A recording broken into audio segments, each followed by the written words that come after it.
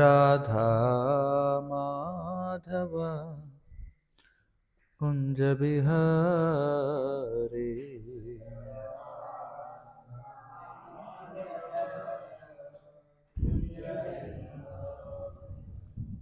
जय राधा माधव कुंज बिहारी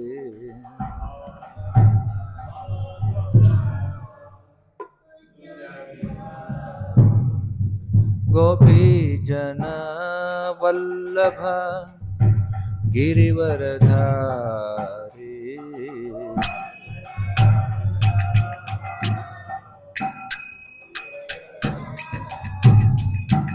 गोपी जन वल्लभ गिरिवरधारी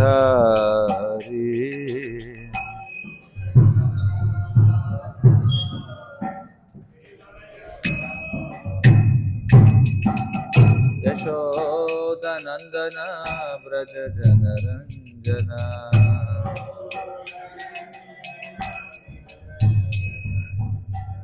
यशोदनंदन व्रज जनरंजन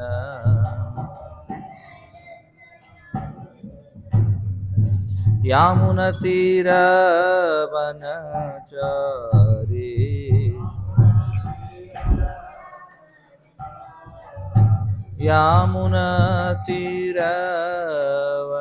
यामुनतीरवनचारी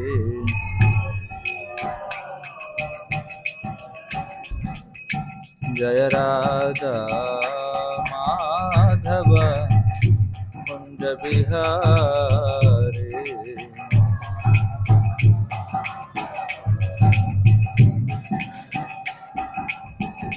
जय जय राधा माधव कुंज बिहारी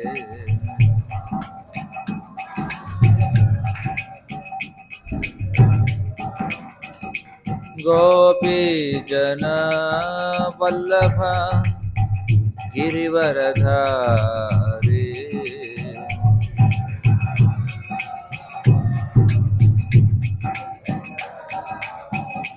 गोपी जन वल्लभ गिरिवरधारी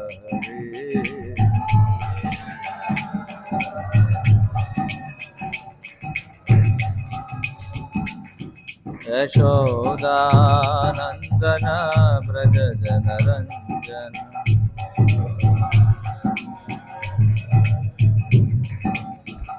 यशोदानंदन व्रज जनरंजन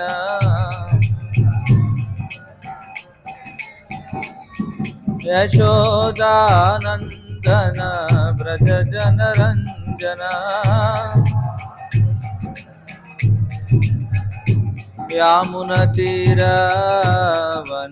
यामुनतीरवनचारी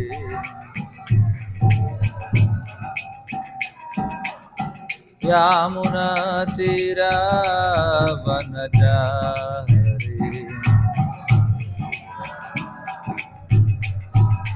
जय जय राधा माधव कुंज बिहारी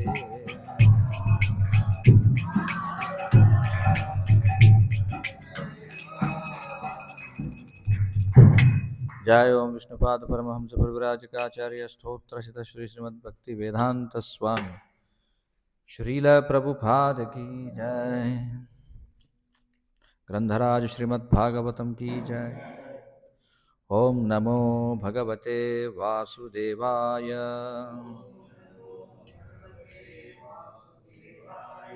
ओम नमो भगवते वासुदेवाय।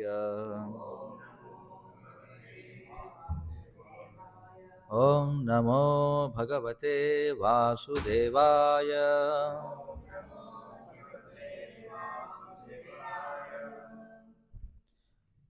శ్రీమద్భాగవతం 4వ స్కందం 2వ అధ్యాయం 27వ శ్లోకం. పదపాఠం. తస్య ఏవం వదతః శాపం శ్రుత్వా ద్విజకులాయ వై భృగుః ప్రత్యసృజత్ శాపం బ్రహ్మదండం దురత్యయం. సంహితా పాఠం. తస్యైవం వదతః శాపం శ్రుత్వా ద్విజకులాయ వై భృగుః ప్రత్యసృజచ్ఛాపం బ్రహ్మదండం దురత్యయం. తస్యైవం వదతః శాపం శ్రుత్వా ద్విజకులాయ వై భృగుః ప్రత్యసృజచ్ఛాపం బ్రహ్మదండం దురత్యయం. తస్యైవం వదతః శాపం శ్రుత్వా ద్విజకులాయ వై భృగుః ప్రత్యసృజచ్ఛాపం బ్రహ్మదండం దురత్యయం.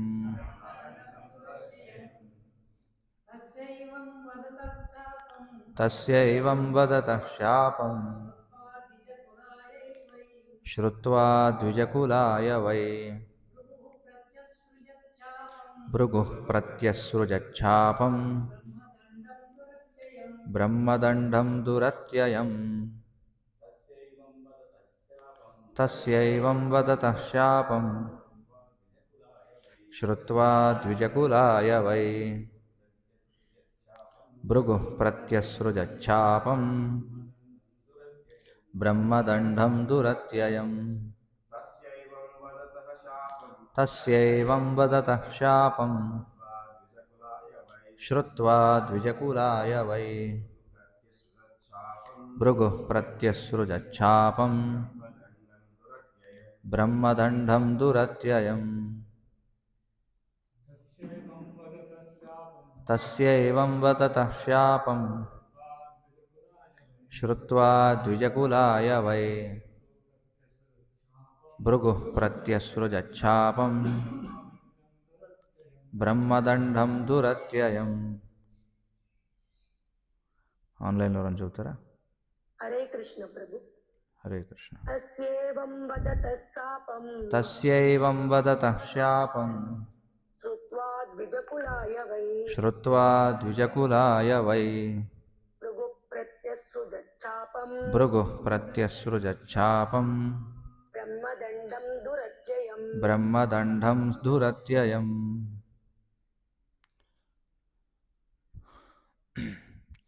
ప్రతిపదార్థములు. తస్య అతని, నందీశ్వరుని, ఏవం ఆ విధముగా, వదతః వాక్కులు, శాపం శాపము యొక్క, శ్రుత్వా విని, ద్విజకులాయ ద్విజకులమునకు, వై నిక్కముగా, భృగుః ప్రత్యసృజత్ కావించెను, శాపం శాపమును, బ్రహ్మదండం బ్రాహ్మణుడొసగిడి శిక్ష, దురత్యయం దుస్తరమైనది. అనువాదం మరియు భాష్యము కృష్ణ కృపామూర్తి శ్రీ శ్రీమద్ అభయ చరణారవింద భక్తి వేదాంత స్వామి శ్రీల ప్రభుపాద ఇస్కాన్ సంస్థాపకాచార్య. ద్విజకులమంతయు ఆ విధముగా నందీశ్వరునిచే శపింపబడినప్పుడు భృగువు దానికి ప్రతిచర్యగా శివానుయాయులందరకు తీవ్రమగు బ్రాహ్మణ శాపమునసగెను. భాష్యం.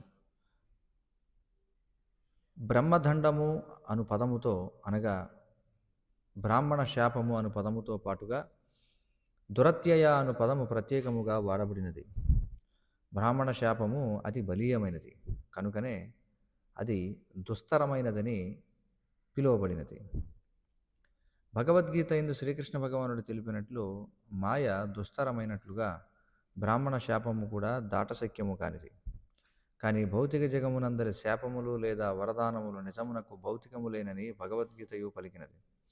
భౌతిక జగమునందు ఏది వరదానముగా భావించబడునో మరియు ఏది శాపముగా పరిగణించబడునో అవి రెండును వాస్తవమునకు ఒకే స్థాయిలో ఉన్నట్టువని చైతన్య చరితామృతము ధృవపరిచినది. ఈ భౌతిక కల్మషము నుండి బయటపడుటకు మనుషుడు భగవద్గీత 7వ అధ్యాయం 14వ శ్లోకమునందు ఉపదేశింపబడినట్లు మామేవయే ప్రపద్యంతే మాయామేతాం తరంతితే దేవదేవుడకు శ్రీకృష్ణునే ఆశ్రయించవలను. సమస్తములకు శాపములను వరదానములను అధిగమించి శ్రీకృష్ణ భగవానుని ఆశ్రయమును బడసి ఆ దివ్య పదమునందే నెలకొని ఎండుట ఉత్తమోత్తమ మార్గము. శ్రీకృష్ణుని ఆశ్రయించిన వారులు సర్వదా శాంతిని గూడియుందురు. వారెవ్వరితోనూ శపింపబడరు. అట్లే ఎవ్వరినీ వారు శపింప యత్నించరు. అదే దివ్యమగు స్థితి. ఓం అజ్ఞానతిమిరాంధస్య జ్ఞానాంజనశలాకయా చక్షురున్మీలితం వేన తస్మై శ్రీగురవే నమః. నమ ఓం విష్ణుపాదాయ కృష్ణప్రేష్ఠాయ భూతలే శ్రీమతే భక్తివికాసస్వామిన్నితి నామినే. నమ ఓం విష్ణుపాదాయ కృష్ణప్రేష్ఠాయ భూతలే శ్రీమతే భక్తివేదాంతస్వామిన్నితి నామినే. నమస్తే సారస్వతే దేవే గౌరవాణి ప్రచారిణే నిర్విశేషశూన్యవాది పాశ్చాత్యదేశతారిణే. జయ శ్రీకృష్ణ చైతన్య ప్రభు నిత్యానంద శ్రీ అద్వైత గదాధర శ్రీవాసాది గౌరభక్తవృంద. హరే కృష్ణ కృష్ణ కృష్ణ హరే హరే, హరే రామ రామ రామ హరే హరే. హరే కృష్ణ.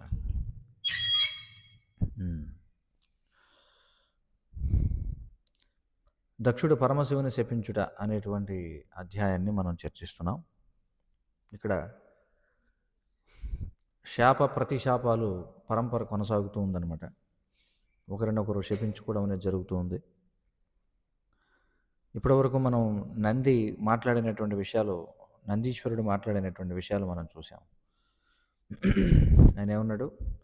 ఈ బ్రాహ్మణులు కేవలం దేహపోషణ కొరకే విద్య, తపస్సు, వ్రతములను చేపట్టి భక్ష్యాభక్ష్య విచక్షణారహితులగుదురుగాక. కేవలము దేహ సంతృప్తి కొరకే ఇంటింటికి తిరిగి భిక్షమెత్తుచు ధనమును గడింతురుగాక అని శపించాడు. అదొక శాపం అయింది. ఇది మనం కలియుగంలో చూడొచ్చు దీని గురించి. అలాగే మనోహరములకు వేద వాగ్దానముల మధుర వాక్కులచే ఆకర్షితులైనందున పరమశివుని ఎడ ద్వేషమును పూని ఆ విధముగా జడులైన వారు కామ్యకర్మల యందే సదా అనురక్తులగుదురుగాక అని చెప్పన్నారు. ఇది కూడా మనం చూస్తున్నాం ప్రస్తుత సమాజంలో. ఇంకేమన్నారు? లౌకికమగు విద్యాబుద్ధుల కారణమున జడ పదార్థము వలె మందమతులైన వారు అవిద్యావశమున కామ్యకర్మల యందే రతులగుదురు. ఉద్దేశపూర్వకముగా శివుని అవమానించిన అట్టి వారలు జన్మ మృత్యు వలయమునందే నిరంతరము పరిభ్రమింతురుగాక అని చెప్పన్నాడు. ఇంకేమన్నాడు? దక్షుడు దేహమే సర్వస్వమని భావించినాడు. విష్ణుగతిని మరచి కేవలము స్త్రీకాముడే అయిన కారణమున అచిరకాలముననే అతడు మేకముఖము కలుగువాడుగాక అని చెప్పి చెప్పించాడు. ఈ విధంగా నందీశ్వరుడు శాపాలు ఇచ్చాడు. వాస్తవానికి మనం చూడవచ్చు, మరి ఇతర శాస్త్రాల్లో కలియుగంలో బ్రాహ్మణులు ఏ విధంగా వారు శపించబడ్డారు, దాని యొక్క పర్యవసనాలు కూడా మనం చూస్తూనే ఉన్నాం. మనం చూడొచ్చు ఇప్పుడు మన యొక్క సమాజంలో, ప్రస్తుతం ఉన్నటువంటి సమాజంలో ఎవరైతే పూర్తిగా భక్తి పంథ ఏదైతే ఉందో, భక్తి మార్గం, ముఖ్యంగా విష్ణువు పట్ల ఉన్నటువంటి భక్తి ఏదైతే ఉందో, లేదా అసలు ఏ విధమైనటువంటి ఉపాసననైనా సరే, ఏ విధమైనటువంటి ఏమంటారు దాన్ని, ఒక మార్గానికి కట్టుబడి ఉండడం అనేది ఏదైతే ఉందో దానిని విమర్శించేటువంటి వాళ్ళు చాలా ఎక్కువగా ఉన్నారు. మనం ముఖ్యంగా చూడొచ్చు. అందులో చాలా అగ్రగణ్యుడిగా ఉన్నటువంటి వాడు ఈ గరికపాటి కోటేశ్వరరావు. వాడి పేరేంటి? గరికపాటి నరసింహారావు. అతడు తనను తాను అంటే ఒక ఉదాహరణగా మనం చర్చిస్తున్నాం. ఏదో ఒక కేస్ స్టడీ ఉండాలి కాబట్టి. ఎందుకంటే ఏ సబ్జెక్ట్ చర్చించినా దానికి ఒక కేస్ స్టడీ ఉండాలి. ముఖ్యంగా అతడు అతని యొక్క అనుయాయులను మనం ఒక కేస్ స్టడీగా చూస్తే, అతడు తనను తాను గొప్ప ఈశ్వర భక్తుడిగా చెప్పుకుంటూ ఉంటాడు. ఆ! అంతిమంగా ఏం చెప్పినా సరే మనం అంతా కూడా ఈశ్వరునికి దాసోహం అవ్వాలి. ఈ విధంగా అవ్వాలి, ఆ విధంగా అవ్వాలంటాడు. సరే బానే ఉంది అంతవరకు. కానీ అదే సమయంలో ఒకవేళ ఎవరైనా ఆ ఈశ్వరుడికే అంటే ఆ శివునికే చాలా కట్టుబడి ఉండి వాళ్ళు మంచి దీక్షాపూర్వకంగా నియమ నిబంధనలను పాటిస్తే వాళ్ళను కూడా ఆయన ఏం చేస్తుంటాడు? విమర్శిస్తూ ఉంటాడు. చూడండి. ఆ! అంటే వాళ్ళు పేరుకే వాళ్ళు శివుడిని వాడుకుంటూ ఉంటారు తప్ప మనం చూడొచ్చు. ఆ! అది ఒక రకమైనటువంటి అసుర బుద్ధి అన్నమాట. రావణాసురుల్లో మనం చూసాం. అలాగే భస్మాసురుల్లో మనం చూసాం. ఇలాంటి వాళ్ళు అనేక మందిలో మనం చూసామన్నమాట. వాళ్ళు ఏం చేస్తారు? శివుడే తమ దైవం అని చెప్పి అంటారు. కానీ వాళ్ళు చేసే కార్యాలన్నీ కూడా శివుడిని నిందించేలాగా ఉంటాయి. మరి ఈయన గారు కూడా మనం చూస్తే ఆయన దాదాపుగా ఎవరైతే శాస్త్ర విధులను అనుసరిస్తూ చాలా నిష్టగా ఉండేటువంటి వాళ్ళందరినీ కూడా విమర్శిస్తూనే ఉంటాడు. కానీ అదే సమయంలో ఏమంటాడు? నేను శివునికి అనుచరుని అని చెప్పి అంటుంటాడు. ఆ? ఇక దాని సంగతి పక్కన పెడితే ఇంకా ఎవరైనా భక్తి, విష్ణు భక్తి ఏదన్నా ఉందనుకోండి, కృష్ణ భక్తి లేదా రామభక్తి ఏదైతే ఉందో, ఆ? వారిని కూడా వాళ్ళు దూషిస్తూనే ఉంటారు. వారి యొక్క అనుయాయులను కూడా దూషిస్తూనే ఉంటారు. ఇది మనం చూడొచ్చు అనమాట. అదే ఇక్కడ నందీశ్వరుని యొక్క మాటల్లో కనిపించేది అదే. ఇక్కడ ఏమంటున్నాడు చూడండి, లౌకికమగు విద్యాబుద్ధుల కారణమున, లౌకికమైనటువంటి విద్యాబుద్ధులు అంటే వాళ్ళు ఘనాపాటులై ఉంటారు. ఒకసారి వాళ్ళు గొప్ప అవధానులై ఉంటారు. అంటే వాళ్ళు గొప్ప పండితులై ఉంటారనమాట. అవధానం అంటే అది సాధారణ విషయం కాదనమాట. అవధానులుగా ఉండడం అనేది గొప్ప జ్ఞాపక శక్తి కలిగి ఉండాలి. ఆ? అష్టావధానులు ఉంటారు, లేదా శతావధానులు ఉంటారు, లేదా సహస్రావధానులు ఉంటారు, శతసహస్రావధానులు అంటారు. చూడండి, అవధానం అంటే ఏమిటంటే చూసినది విన్నది గుర్తుపెట్టుకోవడం అనమాట. అంటే ఏకకాలంలో ఇప్పుడు అవధానం అనేది ఎలా ఉంటుందంటే ముందు ఒకళ్ళు చర్చ మొదలు పెడతారు, ఒక బృందం ఉంటారనమాట. పూర్వం అవధానం అంటే ఇప్పుడు ఏ విధంగా అయితే చూడండి, ఎవరైనా సినిమా యాక్టర్లు వస్తే జనం అంతా కూడా వాళ్ళు పరుగు పరుగున వెళ్ళి వాళ్ళు చాలా ఆరాటంగా అంతా కూడా గుంపులు గుంపులుగా చూస్తుంటారు, చాలా ఆసక్తిగా. మరి పూర్వం మనం చూస్తే అవధానులు ఎక్కడికన్నా వచ్చారంటే వాళ్ళకి జనసామాన్యం అంతా వాళ్ళ వెనకాల ఉండేవారు అనమాట. అంటే ఆనాటి సమాజంలో మనం చూస్తే అవధానం అంటే ఎలా ఉంటుందంటే ఇప్పుడు ఒక 10 మంది పృచ్ఛకులు అని చెప్పి అంటారు. పృచ్ఛకులు అంటే ప్రశ్నించే వాళ్ళు ఉంటారు. యువతల వ్యక్తి ఒక్కడే ఉంటాడు. ముందు వాళ్ళు ఒక ప్రశ్న వేస్తారు. అంటే వరుసగా ఒక 100 ప్రశ్నలు వేస్తారు. 100 ప్రశ్నలు రాసుకోవడానికి లేదనమాట. 100 ప్రశ్నలు వాళ్ళు అడిగేటువంటి ప్రశ్నలు కూడా ఒకదానికొకటి సంబంధం లేకుండా ఉంటాయి. ఈలోపు ఎవరో ఒకళ్ళు వచ్చి మధ్యలో ఏదో ఒకటి అడుగుతుంటారు. ఈలోపు గంటలు కొడుతుంటారు. చూడండి, ఇవన్నీ ఉంటాయి. ఇవన్నీ అయిపోయిన తర్వాత అంతిమంగా మొత్తం ఇక్కడ ఏం జరిగిందనేది మొత్తం అతను చెప్పాలి. చూడండి, 10 మంది కావచ్చు, లేకపోతే 50 మంది కావచ్చు, 100 మంది కావచ్చు, వాళ్ళు అడిగినటువంటి ప్రశ్నలకు వాళ్ళు మళ్ళీ ఏది రాసుకోకుండా ఎవరెవరు ఏది అడిగారనేది గుర్తుంచుకొని వాళ్ళు అడిగేటువంటి ప్రశ్నలు కూడా తికమగ్గా ఉంటాయన్నమాట. చూడండి, ఎలా ఉంటాయంటే మీకు ఒక ఉదాహరణ చెప్తాను. నేను ఈయన గారి నుంచే విన్నాను పూర్వం. నేను కూడా వినేవాడిని అనమాట పూర్వం. అవధానం అంటే నాకు కూడా గొప్ప ఆసక్తి. వాళ్ళ ప్రశ్నలు ఎలా ఉంటాయంటే వాళ్ళు ఏమంటారంటే చూడండి, మీరు రాహుల్ ద్రవిడ్ మీద, గంగూలీ మీద ఒక పద్యం చెప్పండి అంటాడు. చూడండి, మీకు అర్థమవుతుంది కదా. వాళ్ళ ప్రశ్నలు ఎలా ఉంటాయి చూడండి, పృచ్ఛకులు అడిగే ప్రశ్నలు ఎలా ఉంటాయంటే రాహుల్ ద్రవిడ్ మీద, గంగూలీ మీద మీరు ఒక శ్లోకం చెప్పాలంటాడు. సమయం ఎక్కువ ఉండదు. ఈలోపు ఇంకొకటి వచ్చి అది ఎలా ఉంటాయంటే మీరు దక్ష యజ్ఞంలో నందీశ్వరుడు శివుణ్ణి ఏమని అడిగాడు అని ఒక ప్రశ్న వేస్తాడు. చూడండి, ఒకటేమో పూర్తి శాస్త్రబద్ధంగా ఉంటుంది, ఒకటేమో లౌకికంగా ఉంటుంది.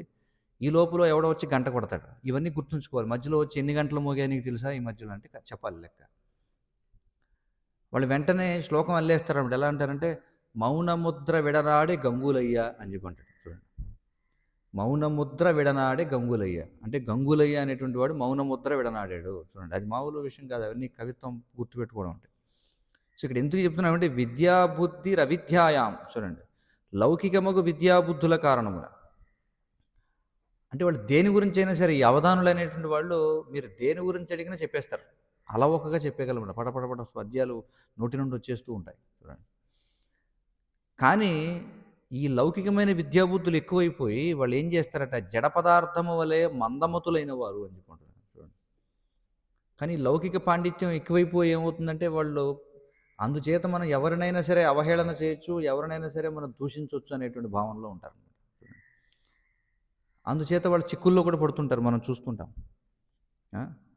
వారు ఎందుకంటే వాళ్ళు ఎలా పడితే అలా మాట్లాడితే సాధారణంగా ఎవరో ఒకళ్ళని తీసుకుని వాళ్ళని అవహేళన చేయడం మొదలుపెడతారు. దానివల్ల ఎంతోమంది వాళ్ళు బాధపడేటువంటి వాళ్ళు ఉంటారు. మరి దాన్ని ప్రతి విమర్శ చేసేటువంటి వాళ్ళు ఉంటారు.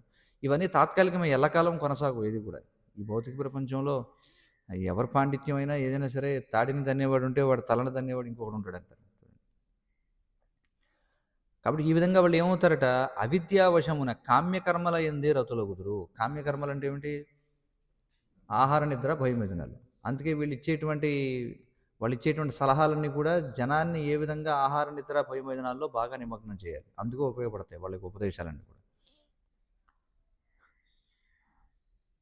అర్థమవుతుంది కదా! కానీ వాళ్ళకు కూడా ఏదో ఒక ఉపాసన కావాలి. కాబట్టి ఇలాంటి వాళ్ళందరూ సాధారణంగా శివుణ్ణి పట్టుకుంటారనమాట. చూడండి. ఆ! అందుకే ఇక్కడ ఏమంటున్నారంటే వాళ్ళు జన్మ మృత్యు వలయమునందే నిరంతరం పరిభ్రమింతురుగాక. ఎందుకంటే ఈ జన్మలో మనం గొప్ప అవధానులం కావచ్చు. ఎందుకు మనం ఆ విధిలో ఉంది అంటే జన్మైశ్వర్య శృతశ్రీభి. చూడండి. కుంతీదేవి చెప్తుంది కదా జన్మైశ్వర్య శృతశ్రీభి ఏధమాన మదఃపుమాన్ అని చెప్పుకుంటుంది. వాళ్ళు ఉన్నతమైనటువంటి జన్మను చూసుకొని వారి యొక్క ఐశ్వర్యమును చూసుకొని వారి యొక్క పాండిత్యాన్ని చూసుకొని వారి యొక్క సౌందర్యాన్ని చూసుకొని మదమిక్కి ఉంటారట. చూడండి. జన్మైశ్వర్య శృతశ్రీభి ఏదమాన మదఃపుమాన్. చూడండి. దీనివల్ల గర్వితులై వాళ్ళు ఏం చేస్తారు నైవార్హత్యభిధాతుం వై త్వామకించన గోచర అని చెప్పన్నారు.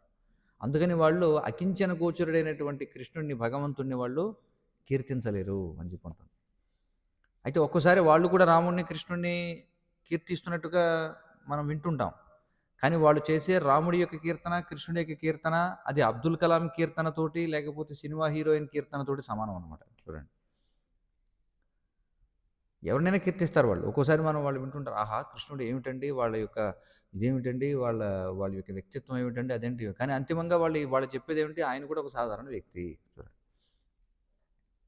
వాళ్ళు పొగుడుతుంటారు రాముడిని కీర్తిస్తుంటారు లేకపోతే భక్తులను కీర్తిస్తుంటారు. కానీ వాళ్ళ కీర్తన వెనకాల ఉన్న ఉద్దేశాన్ని మనం అర్థం చేసుకోవాలి. వాళ్ళ దృష్టిలో ఏంటంటే వాళ్ళు కూడా ఒక సాధారణమైనటువంటి వ్యక్తులే. కృష్ణుడు కూడా చూడండి ఏమైందో. కృష్ణుడు కూడా ఎన్ని బాధలు పడ్డాడు చూడండి. రాముడు కూడా చూడండి ఎన్ని బాధలు పడ్డాడు. అంటే వాళ్ళు ఎవరిని కీర్తించినా సరే వాళ్ళందరినీ కూడా సమానంగా కీర్తిస్తారనమాట. మీరు ఒక సినిమా హీరోయిన్ పేరు చెప్పి వాళ్ళని కీర్తించమంటే కీర్తిస్తారు. క్రికెట్ ఆటగాడి పేరు చెప్పి వాడిని కీర్తించమంటే కీర్తిస్తారు. ఇది పాండిత్యం అన్నమాట. చూడండి. కానీ వీళ్ళు ఎన్నడూ కూడా భగవంతుణ్ణి కీర్తించలేరు అని చెప్పి శాస్త్రాలు చెప్తున్నాయి మనకి. అలాగే కృష్ణుడు కూడా భగవద్గీతలో చెప్తున్నాడు. ఏమంటున్నాడు? అవజానంతి మామూఢ మానుషీం తనుమాశ్రిత పరంభావమజానంతో మమ భూత మహేశ్వర అని చెప్పుకుంటున్నాడు. అవజానంతి మా మూఢులైనటువంటి వారు నన్ను తెలుసుకోలేరు. ఎప్పుడు నేను ఒక మానవ రూపంలో వచ్చినప్పుడు పరంభావం అజానంతో నా యొక్క దివ్య స్వభావాన్ని వాళ్ళు తెలుసుకోలేరు. ఎందుకని అంటే వాళ్ళు మూఢులు కాబట్టి. పరంభావం అజానంతో మమ భూత మహేశ్వర. చూడండి. నేనే సకల జీవులను నియంత్రించేటువంటి వాడిని అనేటువంటి విషయాన్ని వాళ్ళు అర్థం చేసుకోలేరు అని చెప్పుకుంటున్నారు. ఎందుకంటే ఇది అసూయ అన్నమాట. తీవ్రమైనటువంటి అసూయ. విష్ణువు పట్ల భక్తి పట్ల భక్తుల పట్ల ఉన్నటువంటి తీవ్రమైనటువంటి అసూయ చేత కేవలం ఏదో చేసినా సరే ముఖస్థుతి చేస్తారు తప్ప వాళ్ళు దానికి అంగీకరించడం. ఎందుకంటే నేను ఎందుకు వాడికి శరణాగతి పొందాలి. మరి వాళ్ళకి ఏది ఇష్టం అంటే ఐక్యం కావడం అంటే చాలా ఇష్టం. శివైక్యం అయిపోదాం అని చెప్పుకుంటారు. శివైక్యం అయిపోవడం అంటే వాళ్ళ ఉద్దేశం వాళ్ళే శివుడు అవ్వడం అని అర్థం. అంతేగాని శివుని యొక్క సేవకుడు అవ్వాలని కాదు. శివైక్యం కావడం అంటే వాళ్ళే శివుడు అవ్వాలని. వాళ్ళే శివుడయ్యి పార్వతిని భోగించాలని. అంటే భౌతిక ప్రకృతిని భోగించాలని. చూడండి. ఇది వారి యొక్క ఉద్దేశం అన్నమాట. చూడండి. ఇంకా వాళ్ళు చూడండి మనోహరములకు వేదవాగ్దానముల మధురవాక్కులచే ఆకర్షితులైనందున చూడండి వాళ్ళు ఏం చేస్తారట పరమశివుని ఎడ ద్వేషమును పూని ఆ విధముగా జడులైన వారు. ఇక్కడ చూడండి. అందుకే శివుడు చేసేటువంటి పని ఏమిటంటే అందుకే కృతజ్ఞతాహీనమైనటువంటి కార్యం శివుడు చేసేది. థ్యాంక్లెస్ జాబ్ అని చెప్పంటాం. థ్యాంక్లెస్ జాబ్ అంటే ఏమిటంటే ఆహ్, వాటన్నిటిని సహిస్తూ ఉంటాడు శివుడు. చూడండి. శివుడికి తెలుసు వాళ్ళందరూ కూడా వచ్చి ఆయన కోసం ఎందుకు తపస్సు చేస్తారంటే, ఆయన మీద ఏదో గొప్ప గౌరవంతో కాదు. ఆయన త్వరగా ఇచ్చేస్తాడనేటువంటి ఉద్దేశంతో శివుడి ప్రీతి కోసం వాళ్ళు తపస్సు చేస్తారు. వాళ్ళు ఆ విధంగా తపస్సు చేస్తున్నారని కూడా శివుడికి తెలుసు. అయినా సరే ఆయన సహిస్తాడు. ఎందుకంటే ఆయన పాత్ర అది కాబట్టి. ఎందుకంటే రజస్తమో గుణాల్లో ఉన్నటువంటి వాళ్ళందరినీ ఉద్ధరించడం కోసం ఆయన ఈ విధంగా సహనాన్ని పూని ఆయన ఏం చేస్తాడు, వాళ్ళకి కావాల్సినవన్నీ ఇస్తుంటాడు, వాళ్ళు చేసే అపరాధాలను కూడా క్షమిస్తుంటాడు. ఒక్కోసారి తిక్కరేగితే ఆ, వాళ్ళ పని పడుతూ ఉంటాడు ఒక్కోసారి. ఎందుకంటే ఎంత సహనశీలైనటువంటి వాడికైనా సరే ఒక్కోసారి మరి కోపం వస్తుంటుంది కదా. ఉం? అది పరిస్థితి అనమాట. మరి మనం చూడొచ్చు ఈ బ్రాహ్మణులు ఏం చేస్తారంటే కేవలం దేహ పోషణ కొరకే విద్య తపస్సు వ్రతాలను చేపట్టి కలియుగంలో మనం నిన్న కూడా చర్చించాం దీని గురించి. భక్ష్యాభక్ష్య అంటే ఏది తినాలి ఏది తినకూడదు చూడండి. ఉం? అన్నిటినీ తింటూ వాళ్ళు విచక్షణారహితులైపోతారు. కేవలం దేహ సంతృప్తి కోసమే ఇంటింటికి తిరిగి భిక్షమెత్తుతూ ధనమును గడింతురుగాక చూడండి. ఎందుకంటే ఈ లోకంలో మనం చూడొచ్చు కదా, బాగా ధనవంతులు లేకపోతే సమాజంలో బాగా ఆ, ఎవరైతే లౌకికంగా పై స్థాయిలో ఉన్నవారిని మనం కీర్తిస్తే మనం చాలా ఆనందంగా జీవించవచ్చు ఈ లోకంలో. మన సినిమా యాక్టర్లను కానీ లేకపోతే వీళ్ళని కీర్తించామనుకోండి, మనకు కూడా కీర్తి వస్తుంది. అవునా కదా, మనకు కూడా స్వర్ణ కంకణాలు చూడండి మనం చూస్తుంటాం. ఆ? సో సాధారణంగా వీళ్ళు ఆ, ఈ మద్యం మాంసం జోదం వ్యభిచారం ఏవైతే ఉన్నాయో వాటి గురించి కూడా ఏం మాట్లాడరు వాళ్ళు. ఇంకా వాళ్ళు స్వయంగా అందులో నిమగ్నమై ఉంటారు వాళ్ళు. చూడండి ఈ విధమైనటువంటి అనుయాయులంతా కూడా. ఎందుకంటే చాలా సులభం. ఎందుకంటే శివుణ్ణి సంతృప్తిపరచడం, దానికి ఏం నియమాలు పాటించాల్సిన అవసరం లేదు. మాంసాహారం తింటారు, మద్యం సేవిస్తారు. ఉం? ఇంకా మనం చూస్తాం అఘోరాలు ఇలాంటి వాళ్ళు ఉంటారు. వాళ్ళు స్వయంగా మానవ మాంసాన్ని కూడా తింటుంటారు, నరమాంస భక్షకులుగా ఉంటారు. అందుకే వాళ్ళు ఏం చేస్తారంటే రజస్తమో గుణాల్లో ఉండడం చేత వాళ్ళు శివుడికి ఆకర్షితులవుతారు. కానీ శివుడు ఆ విధంగా వాళ్ళలాగా రజస్తమో గుణాల్లో ఉండడు. ఇది మనం అర్థం చేసుకోవాలి.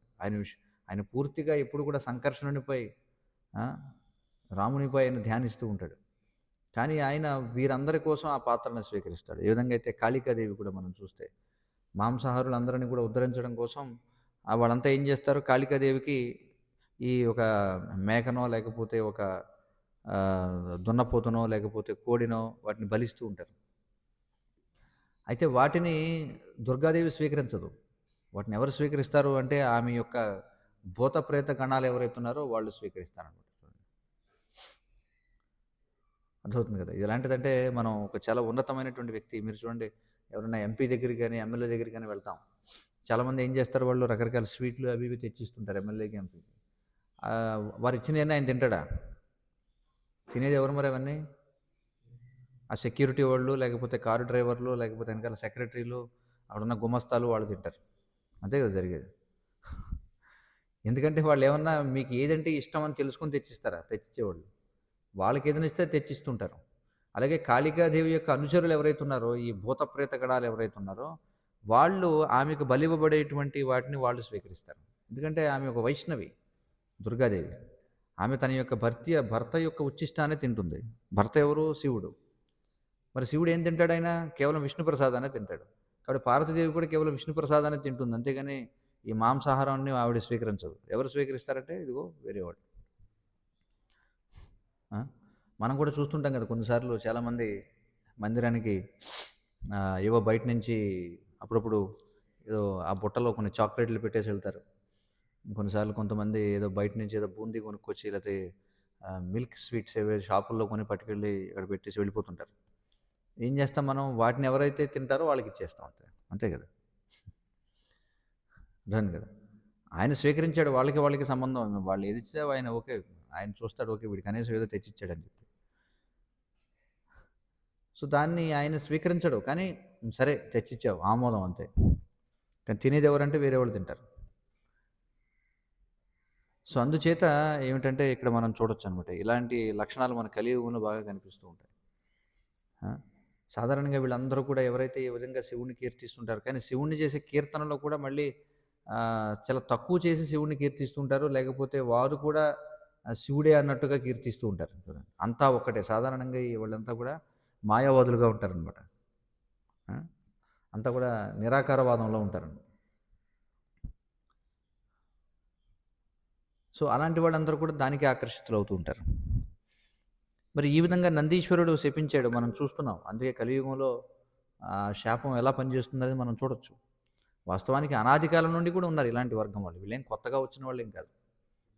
ఆ? పూర్వం అనేక మంది ఉన్నారు. రావణాసురుడు వీళ్ళందరూ కూడా వీళ్ళకి ఆ, పూర్వీకులు అన్నమాట వీళ్ళంతా కూడా. అయితే కలియుగంలో ఎవరు కూడా రావణాసురుడు లేదా హిరణ్యకశిపుడు హిరణ్యాక్షుడు అంత శక్తివంతంగా ఉండలేరు ఎవరు కూడా. అందుకే కలియుగం అంతా కూడా మాటల యుద్ధమే చూడండి. చివరికి దేశాల మధ్య యుద్ధాలే మనుషులు చేయడం ఈ రోజుల్లో. ఎలా జరుగుతున్నాయి ఇప్పుడు జరిగే డ్రోన్లతో యుద్ధాలు జరుగుతున్నాయి. అంతా కూడా ఆటోమేటెడ్ వార్ఫేర్ అనమాట అంతా కూడా. ఇక మిగతా వాళ్ళు కొట్టుకునేదంతా ఏమిటి, ఈ యూట్యూబుల్లో వాటిల్లో కొట్టుకుంటూ ఉంటారు. అంతా కూడా మానసిక యుద్ధమే, మాటల యుద్ధమే తప్ప చేతల్లో చాలా తక్కువ కనిపించేది మనకి. కాబట్టి ఈ విధంగా కలియుగంలో ఏం చేస్తారంటే ఇంకా మనకి వేరే పురాణాల్లో కూడా చెప్పబడింది. ఎవరైతే కురుక్షేత్ర రణరంగంలో సంహరింపబడకుండా తప్పించుకున్న వాళ్ళు కొంతమంది ఉన్నారట. వాళ్ళు కలియుగంలో బ్రాహ్మణ కుటుంబాల్లో పుట్టి వాళ్ళు వేదానుయాయులుగా ఉంటూనే వేదములకు వ్యతిరేకంగా ప్రచారం చేస్తారని మనకి శాస్త్రాలు చెప్తున్నాయి. స్పష్టంగా చెప్పబడింది. ఎవరైతే ఆ సమయంలో కృష్ణుని యొక్క సుదర్శన చక్రం నుండి తప్పించుకున్న వాళ్ళు ఎవరైతే ఉన్నారో వాళ్ళందరూ కూడా కలియుగంలో బ్రాహ్మణ కుటుంబాల్లో జన్మిస్తారు అని చెప్పాను. జన్మించి వాళ్ళు ఏం చేస్తారు, అవైదికమైనటువంటి వాటిని అన్నింటినీ కూడా ప్రచారం చేస్తారు. మీరు చూడొచ్చు చాలామంది మరి బ్రాహ్మణ కుటుంబాలకు చెందిన వాళ్ళే ఉంటారు, కానీ వాళ్ళు పూర్తి అవైదికమైనటువంటివన్నీ కూడా ప్రచారం చేస్తుంటారు. ఇక్కడ ఈ శ్లోకంలో మనం చూస్తే మరి భృగువు ఆయన చూస్తూ ఉన్నాడు. నందీశ్వరుడు ఈ విధంగా అక్కడ ఉన్న బ్రాహ్మణులందరినీ శపించడంతో ఆయనకి ఇబ్బంది కలిగి వెంటనే ఆయన ఏం చేశాడు, భృగువు దానికి ప్రతిచర్యగా శివుణ్ణి అనుసరించే వారందరినీ కూడా ఆయన మళ్ళీ శపించాడు. చూడండి ఏమన్నాడంటే బ్రహ్మదండము అంటే ఇదేమిటంటే దురత్యయ అంటే బ్రాహ్మణ శాపాన్ని తప్పించుకోవడం చాలా కష్టం, అది అతి బలీయమైనటువంటిది, అందుకే అది దాటసఖ్యంగా అనేదని పిలువబడింది. ఏ విధంగా అయితే మమ మాయ దురత్యయ అని కృష్ణుడు అంటున్నాడు కదా, నా యొక్క మాయ అంటే ప్రకృతిని దాటడం చాలా కష్టం, అసాధ్యం అది. అలాగే బ్రాహ్మణ శాపం కూడా అలాంటిదే. కానీ కృష్ణుడు భగవద్గీతలో చెప్తున్నాడు ఏమంటున్నాడంటే ఈ భౌతిక ప్రపంచంలో మనం పొందే వరాలు శాపాలు రెండు కూడా భౌతికమైనవి. నిజానికి ఏదైతే వరదానంగా పరిగణించబడుతుందో ఏదైతే శాపంగా పరిగణించబడుతుందో రెండు వాస్తవానికి ఒకే స్థాయిలో ఉన్నట్టువి. ఎందుకంటే రెండు కూడా మనల్ని భౌతిక ప్రపంచంలో ఉంచేవే, అంతే కదా. భౌతిక ప్రపంచపు వరదానము మళ్ళీ మనల్ని భౌతిక ప్రపంచానికి తీసుకొస్తుంది, భౌతిక ప్రపంచపు శాపం కూడా మళ్ళీ మనల్ని భౌతిక ప్రపంచానికి తీసుకొస్తుంది. చైతన్య చరితామృతంలో ఈ విషయం చెప్పబడింది. మరి దీని నుంచి బయటపడాలంటే ఏం చేయాలి? ఇదంతా కూడా మాయ యొక్క వైభవం అన్నమాట. భౌతికమైన వరము, భౌతికమైన శాపం. ఏం చేయాలి? మామేవయే ప్రపద్యంతే మాయామేతాం తరంతితే అని చెప్పి చైతన్య చరితామృతంలో మనం చూడొచ్చు ఒక సంఘటన. పూర్వం మరి 1500వ శతాబ్దంలో బెంగాల్లో ఉన్నటువంటి సమాజం ఎలా ఉండేదంటే మరి అప్పుడు మహమ్మదీయులు పరిపాలన చేస్తూ ఉండేవారు. ఎందుకంటే అప్పటి హిందూ సమాజం చాలా కటువుగా ఉండేదన్నమాట, చాలా ఛాందసవాదంగా ఉండేదన్నమాట. ముఖ్యంగా ఈ కుల వ్యవస్థ అనేది చాలా సంక్లిష్టంగా ఉండేటువంటిది ఆ రోజుల్లో. పైగా మహమ్మదీయ పాలన ఏమయ్యేదంటే ముఖ్యంగా ఈ స్మార్త బ్రాహ్మణుల యొక్క ఆధిపత్యం చాలా ఎక్కువగా ఉండేది ఆ ప్రాంతంలో. మరి ఈ కుల వ్యవస్థ అనేది ఉండడం వల్ల ఎవరైతే అంటరాని వారుగా లేదా అంత్యజులుగా పరిగణించబడేవారో వారిని ఉద్ధరించడానికి ఏ విధమైన కార్యకలాపాలు కూడా జరిగేవి కావు, ఎలాంటి ప్రయత్నాలు కూడా జరిగేవి కావు. అంటే వాళ్ళు అంత్యజులుగా అంటరాని వారుగా పరిగణించబడుతూనే కానీ అదే సమయంలో మహమ్మదీయ పాలకులు వాళ్ళని హిందువులుగానే పరిగణించేవారు. అంటే వాళ్ళు హిందువులుగా పరిగణించబడినప్పటికీ ఉన్నత వర్గపు హిందువులు వారిని పైకి తీసుకురావడానికి ఎలాంటి ప్రయత్నాలు చేయలేదు. వాళ్ళు ఎలా ఉన్నారో అలాగే ఉంచి వారిని దూరంగా పెట్టారు. మరి మహమ్మదీయ పాలకులు ఏం చేశారంటే ముఖ్యంగా ఔరంగజేబు లాంటి వాళ్ళు వచ్చినప్పుడు వాళ్ళు ఏం చేశారంటే ఏదో ఒక రకంగా ఈ హిందువులను మత మార్పిడి చేయడం కోసం ఏం చేశారంటే జిజియా అనేటువంటి ఒక పన్నును విధించారు. జిజియా ట్యాక్స్ అని చెప్పంటారు. జిజియా పన్ను అంటే ఏమిటంటే ఆ పన్ను నుండి నువ్వు బయటపడాలంటే నువ్వు మహమ్మదీయుడిగా ఉన్నవాడికి పన్ను వర్తించదు. కానీ నువ్వు హిందువుగా ఉండాలంటే నువ్వు పన్ను కట్టాలి. చూడండి, ప్రభుత్వానికి నువ్వు పన్ను కడితేనే నువ్వు హిందువుగా జీవించగలవు. పన్ను కట్టకపోతే నువ్వు మహమ్మదీయుడిగా మారాల్సిందే. నేను పన్ను కట్టను మహమ్మదీయుడిగా మారనంటే నీకు శిరచ్ఛేదనం అది. చూడండి, అది అప్పుడున్నటువంటి విధానం. మరి ఈ హిందూ సమాజంలో ఉన్నటువంటి ఉన్నతమైన వాళ్ళు ఎవరైతే ఉన్నారో, బ్రాహ్మణులు లేకపోతే జమీందారులు, వీళ్ళందరూ కూడా పన్ను కట్టి ఏదో ఒక విధంగా కాలం గడిపేవారు. కానీ హిందూ సమాజంలోనే ఉంటూ అంత్యజులుగా ఉంటూ అటు వాళ్ళకి దేవాలయాల్లోకి ప్రవేశం లేదు, అలా అని వాళ్ళని ఉద్ధరించేటువంటి మార్గం లేదు, వారి దగ్గర ధనము లేదు. వారి పరిస్థితి ఏమిటి? వాళ్ళు అటు పన్ను కట్టలేరు, పోనీ అలాగని ఆలయాల్లోకి ప్రవేశం ఉందా అంటే అది లేదు. కాబట్టి ఎందుకు ఈ జీవితం అనుకున్నారు వాళ్ళు. అటు పన్ను ఎలాగో కట్టలేం, అలాగని ఆలయాల్లోకి ఎలాగో ప్రవేశించనివ్వరు. దీనికంటే మహమ్మదీయులుగా మారడమే మేలు కదా అని చెప్పి పెద్ద ఎత్తున అనేక వర్గాల వాళ్ళు మహమ్మదీయులుగా మారారనమాట. చాలామంది వడ్రంగి పని వాళ్ళు, లేకపోతే ఈ బట్టలు తయారు చేసేవాళ్ళు, ఇలాంటి అనేక వర్గాల వాళ్ళు, అంటే హిందూ సమాజంలో అధమ వర్గాలుగా పరిగణించబడే వాళ్ళందరూ కూడా మహమ్మదీయ మతంలోకి ప్రవేశించారు. శ్రీల ప్రభుపాదులు వివరిస్తారు ఎందుకని భారతదేశంలో మరి ఇంతమంది ఎందుకని మహమ్మదీయులుగా మారారంటే వాళ్ళంతా ఇష్టపూర్వకంగా మారిన వాళ్ళు కాదు. ఒకటి కత్తి ద్వారా అయినా మారారు, రెండోది లేదా ఇది హిందూ సమాజంలో ఉన్న అగ్రవర్ణాల వారి యొక్క తప్పిదం వల్ల మారినటువంటి వారు అని చెప్పడం జరిగిందనమాట. అయితే ఆ సమయంలో ఎలా ఉండేదంటే పరిస్థితి, మహమ్మదీయులుగా పరిగణించబడినటువంటి వారు ఎవరైతే ఉన్నారో వారు ఒకవేళ వారు ఏం చేసేవారంటే, ఈ హిందూ సమాజంలో ఈ బ్రాహ్మణ ఛాందసవాదం ఏదైతే ఉందో దీన్ని వాళ్ళు ఒక పనిముట్టుగా వాడుకొని ఏం చేసేవారంటే, ఎవడన్నా రోడ్డు మీద వెళుతున్నాడు అనుకోండి, హిందువుగా పిలవడేవాడు, వాడి మీద ఉమ్మూసేవారనమాట. ఎప్పుడైతే వాడి మీద ఉమ్మూసాడో ఎవరో ఒక మహమ్మదీయుడు అని తెలిసిందో వాడు వెంటనే ప్రాయశ్చిత్తం చేసుకోవాలి. చూడండి, లేకపోతే ఒక్కసారి హిందువు ఇల్లు ఉందనుకోండి, ఆ ప్రతి ఇంటికి కూడా వరండాలు ఉంటాయి కదా పూర్వం. ఆ వరండాల్లో రాత్రులు ఎవరన్నా మహమ్మదీయులు వచ్చి పడుకున్నారనుకోండి, ఇంకా ఆ ఇంటి వాడిని వదిలేసేవారట. చూడండి, లేదా వాడు ప్రాయశ్చిత్తం చేసుకోవాలి.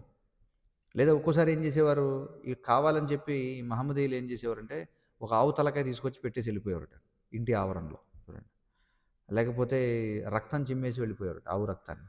ఎవరింటి మీద అయితే అలా వేశారో వాళ్ళు ప్రాయశ్చిత్తం చేసుకోవాలి, లేదా వాళ్ళు వెలివేసేవారు. వెలివేయడం అంటే ఇంక వాడిని మహమ్మదీయుడిగా పరిగణించేవారు. చూడండి, అంతటి ఛాందసవాదం.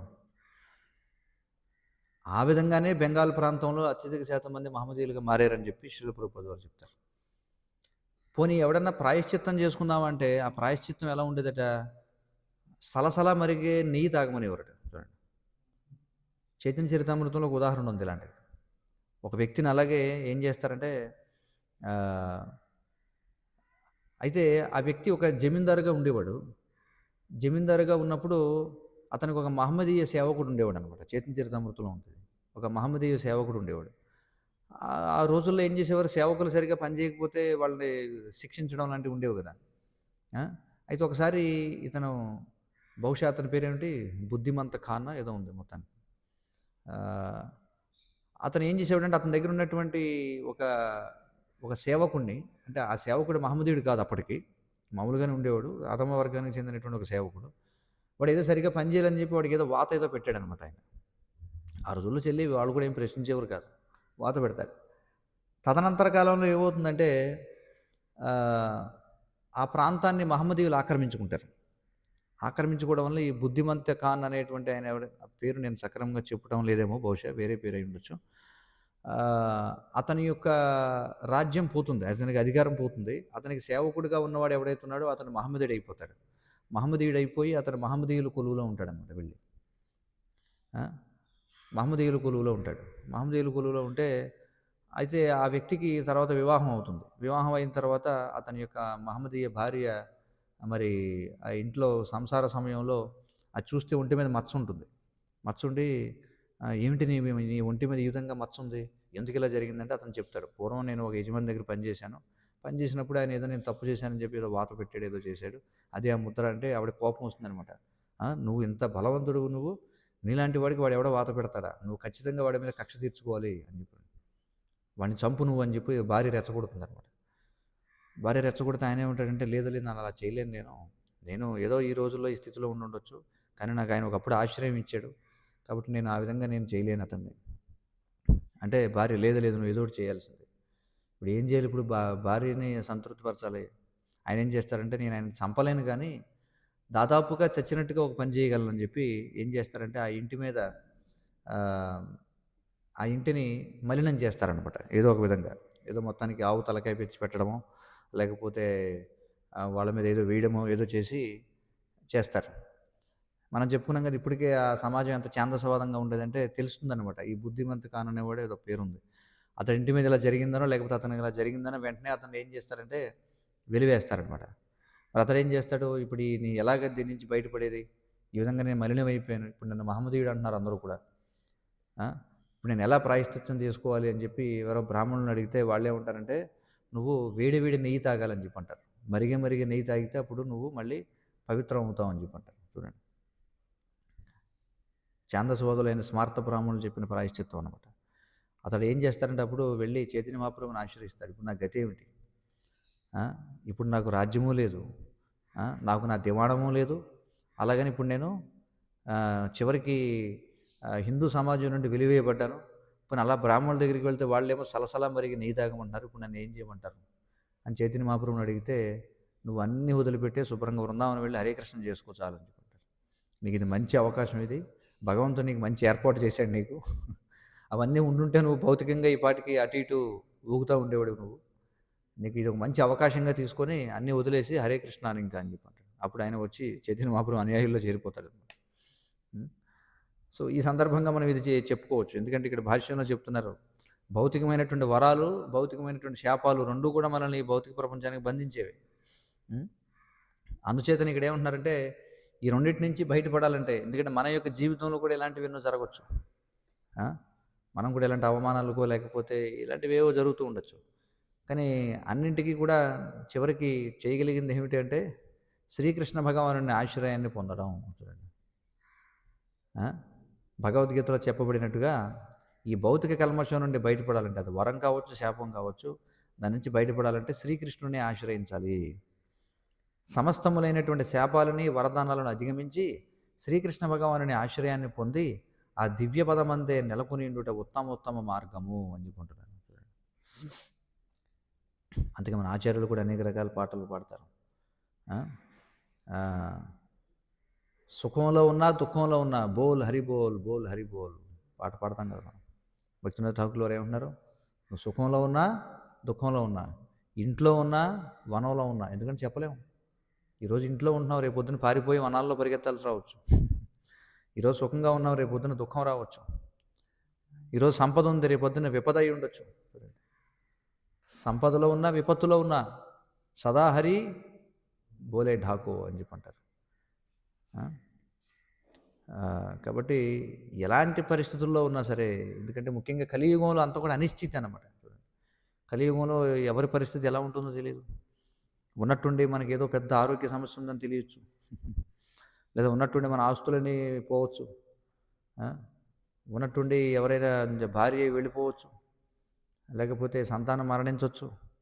ఇలా అనేకం జరుగుతుంటాయి. రోజు ఎవరో ఒకరు ఏదో చెప్తూనే ఉంటారు మాకు. ఎవరో వచ్చి అంటారు, మా భార్య కూడా భక్తురాలేనండి, కానీ నాకు నన్ను విడిచిపెట్టి వెళ్ళిపోయిందని అంటాడు ఒకడు. ఇంకొకటి వచ్చి నా భార్య విడాకులు ఇచ్చేసింది అంటాడు ఒకడు. ఇంకొక ఆమె వచ్చి లేకపోతే భర్త తీవ్రమైన చిత్రహింసలు పెడుతున్నాడండి అనేవాళ్ళు కొంతమంది. అనేక సమస్యలు అన్నమాట, ఒకటి కాదు రెండు కాదు. భౌతికంగా ఎవరి పరిస్థితి సరిగా లేదనమాట. అనేక రకాల మోసాలు అడుగడుగున, భక్తులకు లేదు అభక్తులు లేదు, ఎలాంటి వాళ్ళైనా సరే చెప్పలేము పరిస్థితులు ఎలా ఉంటాయో భౌతిక ప్రపంచంలో. ఎందుకంటే మన శాస్త్రాలను చూసి మనం నేర్చుకోవాలి. చూడండి, మరి పాండవుల పరిస్థితి చూడండి, మనకి ఎన్ని ఎన్ని ఉదాహరణలు ఉన్నాయి. శాస్త్రాల్లోకి వెళ్తే, పురాణాల్లోకి వెళ్తే ఎన్ని ఉదాహరణలు లేవు చెప్పండి. భీముడు వెళ్ళి వంట మనిషిగా పనిచేయలేదు, చేశాడు లేదా? అర్జునుడు మహాయోధుడు, ఆయన బృహన్నల వేషం వేశాడు, కొజ్జావుడిగా ఉన్నాడు. ఏమిటి చూడండి ఆయన స్థితి ఏమిటి, ఆయన చేసిన పని ఏమిటి. కాబట్టి మహామహులకే తప్పలేదన్నమాట. కానీ ఒకసారి మనం అజ్ఞానం వలన ఒకసారి భక్తులు ఏదైనా భౌతికంగా ఏదైనా కొద్దిగా జరిగిందనుకోండి, వాళ్ళకి ఏదో ప్రపంచంలో అందరికంటే పెద్ద బాధ వచ్చి మీద పడిపోయినట్టుగా ఏదో బాధపడిపోతారనమాట. ఇంకెవ్వడికి జరగనట్టు, వాడికే జరిగినట్టు. చూడండి, చరిత్ర చూడు, శాస్త్రాలు చదువు, ఏం జరుగుతున్నాయి. ఆ? పాండవుల భార్య ఎవరు? ద్రౌపది. ఆమె రజస్వలగా ఉన్నప్పుడు ఆమెను చుట్టుపట్టుకుని ఈడ్చుకొచ్చారు. అంతకంటే అవమానం ఏమైనా ఉందా? అందరి ముందు వివస్త్రణ చేయాలని ప్రయత్నించారు చూడండి. ప్రహ్లాదుడు ఎలాంటి బాధలు పడ్డాడు చూడండి. ఆ? అసలు ఎవరైనా ప్రహ్లాదుడికి ఉన్నలాంటి బాధలు ఏమైనా మనకు ఉన్నాయా? ఆ? లేదు, అలాంటివి ఏమీ లేవు మనకి. మనల్ని ఏమి ఏనుగులతో తొక్కించట్లేదు, ఏనుగులు లేవు తొక్కించడానికి. పర్వతాల నుంచి విసిరేయడానికి లేదు. పర్వతాలు ఎక్కలేడు కూడా ఎవడో కూడా ఈ రోజులు ఆయాసం అందరికి. వేడి వేడి నూనెలో పడేద్దామని చూశారు. ఆ? అలాంటి పరిస్థితులన్నీ కూడా. సర్పాలతో కాటేయించాలని చూశారు, బల్యాలతో పొడవాలని చూశారు, బండరాళ్ళతో పచ్చడి చేయాలని చూశారు చూడు. అలాంటి కష్టాలు ఏమైనా ఉన్నాయి మనకి? ఏమీ లేవు. ధ్రువుడిలాగా మన తండ్రి ఏదో గొప్ప మహారాజు మన ఒళ్ళో కూర్చొని ఇవ్వలేదు, వెళ్ళిపోమని చెప్పాడు. అలాంటివి కూడా లేవు. అసలు కుటుంబ వ్యవస్థ లేదు.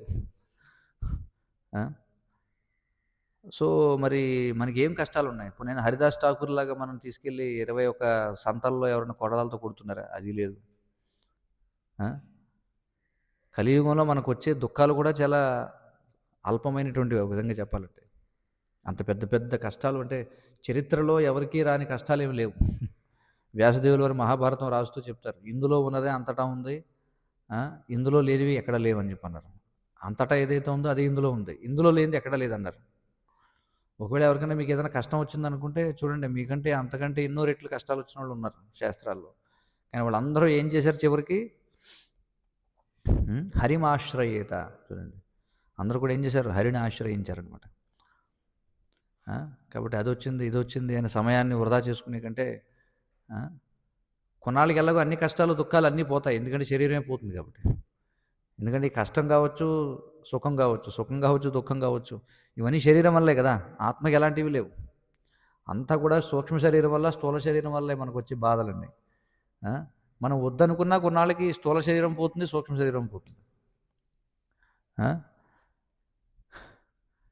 అందుకే మనం ఏం చేయాలంటే మనసే అన్నిటికీ కూడా కారణం అన్నమాట. మనం సుఖము దుఃఖము అని ఏదైతే అనుకుంటున్నామో అది మనసు వల్లే. మనసే మనకి ఒకటి సుఖం అని చెప్తుంది, మనసే మనకి ఒకటి దుఃఖం అని చెప్తుంది. అందుకే కదా గోవిందదాసు వారు ఏమని పాడుతున్నారు? భజహురే మన శ్రీనందనందన అభయచరణారవిందరే. ఓ మనసా, అభయమిచ్చడు ఆ నందకుమారుని భజింపుము అని చెప్పుకుంటున్నారు. దుర్లభ మానవ జన్మ సత్సంగే. మనకి దుర్లభమైనటువంటి మానవ జన్మ వచ్చింది కాబట్టి ఏం చేయాలి? దాన్ని సత్సంగంలో గడపాలి మనం. తారోహో ఏ భవసింధురే, ఈ భవసింధును దాటిపో అని చెప్పుకుంటున్నారు, సంసార సాగరాన్ని. అంతేగాని నాకు ఇలా జరిగింది, నాకు ఆ మోసం జరిగింది, నన్ను వీళ్ళు నాకు వాళ్ళే అప్పు కొట్టారు, లేకపోతే నాకు ఈ వ్యాధి వచ్చింది, అది వచ్చింది, ఇది వచ్చింది, అనాది కాలం నుండి ఉన్నవే ఇవన్నీ, కొత్తవేం కాదు. కాబట్టి వాటి గురించి బాధపడడం మానేసి మనం ఏం చేయాలి? అభయచరణారవిందరే. అభయచరణాలు ఎవరే? అభయచరణాలు శ్రీకృష్ణ భగవానుడు. ఆయన్ని మనం ఆశ్రయించాలి. దుర్లభమానవ జనమ సత్సంగే తారోహ ఏ భవసింధురే. ఈ భవసింధువుని దాటాలి మనం. సీతయా తప భాత భరీషణ. చూడండి, శీతం అంటే చలి, వేడి, ఆతప అంటే ఏమిటి? వేడి, బాత అంటే ఏమిటి? గాలి, భరీష్ అంటే ఏమిటి? వర్షం. ఏ దినజామిని జాగిరే, నిద్ర పట్టడం లేదు నాకు రాత్రి మొగళ్ళు దీనివల్ల అన్నారు. విఫలే సేవెను కృపణ దురజన. అనవసరంగా సేవించాను ఈ కృపణుల్ని, దుర్జనుల్ని. ఎవర కృపణులు దుర్జనులు? మన ఇంద్రియాలు. చూడండి, బయట వాడు 2 రకాలుగా చెప్పుకోవచ్చు దానికి అర్థం. విఫలే సేవెను, ఎవరిని సేవించాడట? కృపణ దురజన. తర్వాత ఏమిటి? చపల సుఖలభలాగిరే. చపల సుఖలభలాగిరే.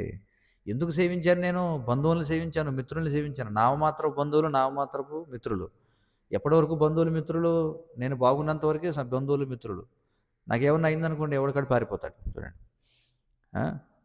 చాణక్య పండితుడు చెప్పినట్టుగా ఈ సమాజంలో ధనవంతుడికి అందరూ బంధువులే, అంతే కదా. మీరు కూడా చూడండి, బంధువులు ఒకసారి చెప్పుకుంటుంటారు. వాళ్ళ దాంట్లో ఎవడన్నా గొప్పవాడేయడు అనుకోండి, వాళ్ళ కులంలో వాడికి వీడికి సంబంధం లేకపోయినా వాడు నా బంధువు అని చెప్పుకుంటారు. అర్థం కదా. వాడు ఒకవేళ ఏమన్నా బద్మాష్గాడు అనుకోండి, అబ్బాయి వాడెవడో మాకు తెలియదండి అంటారు. చూడండి, వాస్తవానికి అప్పుడు తెలియదు, ఇప్పుడు తెలియదు వాడు ఎవడో. కానీ వాడు బాగుంటే వాడు మావాడని చెప్పుకుంటారు. లేదనుకోండి అసలు వాడెవడో మాకు అలాంటి వాడు ఎవడో మా కులంలో ఉన్నాడని అంటారు. లేకపోతే చూడండి, అర్థమైంది కదా. కాబట్టి ఇక్కడ ఏం చెప్తున్నానంటే విఫలే సేవిను అనవసరంగా సేవించాను నేను ఎవరిని? కృపణుల్ని, దుర్జనుల్ని. కృపణులు అంటే ఎవరు? లోభులు అన్నమాట. లోభత్వం అనమాట. ఏంటి లోభత్వం? నాకు కావాలి, నాకే కావాలి, నాకే కావాలి. చూడండి, మన కళ్ళు చూడండి, మనం కళ్ళతో తినేయాలనుకుంటాం. లేకపోతే ఇవన్నీ మొత్తం ఈ మిఠాయిలన్నీ నేనే తినేస్తాను. లేకపోతే ఇక్కడ ఉన్నటువంటిది అంతా కూడా మళ్ళీ ఇంకొకటి ఎవడైనా తినేస్తాడేమో వచ్చి, ఆలస్యంగా వెళ్ళి దొరకదేమో, ముందే వెళ్ళి తినేద్దాం. చూడండి, లేకపోతే భూమి కబ్జాలు చూడండి, వాడికి ఇక్కడ వరకే ఉంటుంది సరిహద్దు, వాడు ఇంకొక 10 అడుగులు వేసేసుకుంటాడు, ఎందుకైనా మంచిదని చెప్పి, గొడవ వస్తే అప్పుడు చూసుకుందాంలే అని చెప్పి. లేకపోతే ధనాన్ని దొంగలించడం, అన్నీ కూడా లోభత్వం అన్నమాట ఈ ప్రపంచంలో. మన ఇంద్రియాలు కూడా లోభమే, అలాగే మనుషులు కూడా లోభమే. దుర్జనులు వీళ్ళంతా కూడా చూడండి, మంచివాళ్ళు కాదు, అనవసరంగా సేవించాను వాళ్ళు. దేనికోసం? చెప్పల సుఖల ఫలాగిరే, ఏదో క్షణికమైనటువంటి సుఖం వస్తుందని వీళ్ళందరికీ నేను సేవ చేశాను. ఏధన యవ్వన పుత్ర పరీజన ఇతేకి యాచే పరతీతిరే. ఏధన యవ్వన, ఈ ధనము, యవ్వనము, పుత్ర పరీజన, పుత్రులు, పరిజనులు, వీళ్ళందరూ నన్ను మరణ సమయంలో రక్షిస్తారా? వీళ్ళంతా చెప్పండి. ఇతేకి ఆచే పరతీతిరి, వీళ్ళు ఎవరన్నా మనం దాటిస్తారా? సంసార సాగరాన్ని దాటించలేరు వీళ్ళు. కమల దళ జల జీవన ఠలమల. మన జీవితం ఎలాంటిది? తామరాకుపై నీటి బిందువు లాంటిది, అంటే ఎప్పుడైనా పడిపోవచ్చు అది. భజహు హరిపద నీతిరే, అందుకే హరి యొక్క పాదములను భజించు అని చెప్పుకుంటున్నారు. ఏ విధంగా చేయాలి మరి? శ్రవణ కీర్తన, స్మరణ బంధన, పాదసేవన, దాస్యరే, పూజన సఖిజన, ఆత్మ నివేదన, గోవిందదాస అభిలాషరే అని చెప్పుకుంటున్నారు. అందుచేత ఈ భౌతికమైనటువంటివన్నీ కూడా, ఇవన్నీ పరిస్థితులు మారుతూనే ఉంటాయి. ఎప్పుడు సుఖం ఉండదు, ఎప్పుడు దుఃఖమే ఉండదు, ఎప్పుడు చలే ఉండదు, ఎప్పుడు వేడే ఉండదు. అందుకే కృష్ణుడు ఏమంటున్నాడు? తామ తితిక్షస్వ భారత, వీటన్నిటిని కూడా మనం సహిస్తూ ఉండాలి. అంతేగాని వాటిని పరిష్కరించుకోవడానికి మనం ప్రయత్నం చేసామనుకోండి, అదే కదా ఈ భౌతిక ప్రపంచంలో ఈ సైంటిస్టులు, ప్రభుత్వాలు, టెక్నాలజీ, ఇదంతా ఏమిటంటే ఈ తాత్కాలికంగా వచ్చిపోయేటువంటి దుఃఖాలను శాశ్వతంగా ముగించేయాలనేటువంటి ప్రయత్నాలలో తమ యొక్క విలువైనటువంటి మానవ జీవితాన్ని వృధా చేసుకుంటున్నారు. అందుకే కృష్ణుడు చెప్పేది ఏమిటంటే సాధకులు సహించాలి, వీటన్నిటిని సహించి ఏం చేయాలి? మనం ఇక్కడికి ఎందుకోసం వచ్చాం, ఆ పని మనం చూసుకొని వెళ్ళిపోవాలి. అంతే కదా. మనం ఏదో మందిరానికి వచ్చాం, ఏదో భక్తి చేద్దామని వచ్చాం, వచ్చిన తర్వాత ఆ గొడవలు, వీళ్ళ గొడవలు, ఆ రాజకీయాలు, ఈ రాజకీయాలు అవసరమా? ఎందుకంటే భౌతిక ప్రపంచంలో ఎప్పటి నుంచో ఉన్నవే, ప్రతి ధార్మిక సంస్థలో ఉన్నవే, ప్రతి సాంప్రదాయంలో ఉన్నవే, ప్రతి మతంలో ఉన్నవే, ఎక్కడ చూసినా సాధారణమే ఇవన్నీ కూడా. కానీ మనం వచ్చింది హరిభక్తి చేయడానికి. కానీ ఇక్కడికి వచ్చిన తర్వాత ఈ భక్తుల సముదాయంలో లేకపోతే ఈ అక్కడెక్కడ జరిగే వాటి గురించి సమయం వృధా చేసుకున్నాం అనుకోండి, అంతకంటే దురదృష్టుడు ఇంకొకటి లేడన్నమాట. అవకాశం లేనివాడు దురదృష్టవంతుడు, అంటే దీని గురించి, భక్తి గురించి తెలియనివాడు దురదృష్టవంతుడు. కానీ భక్తి గురించి తెలిసి కూడా సమయం వృధా చేసుకునేవాడు, దాన్ని స్వీకరించిన వాడు ఇంకా గొప్ప దరిద్రుడిగా చెప్పారు అనమాట శాస్త్రాలు. అంటే ఇప్పుడు తెలిసి తప్పు చేస్తున్నట్టుగా. అందుకే మనం ఎందుకోసం వచ్చాం, మనం త్వరగా దాన్ని ముగించుకొని ఇక్కడి నుంచి వెళ్ళిపోవాలి. ఎందుకంటే ఇవన్నీ శాపాలు లేకపోతే వరాలు, ఇవన్నీ కూడా తాత్కాలికమైనటువంటివే.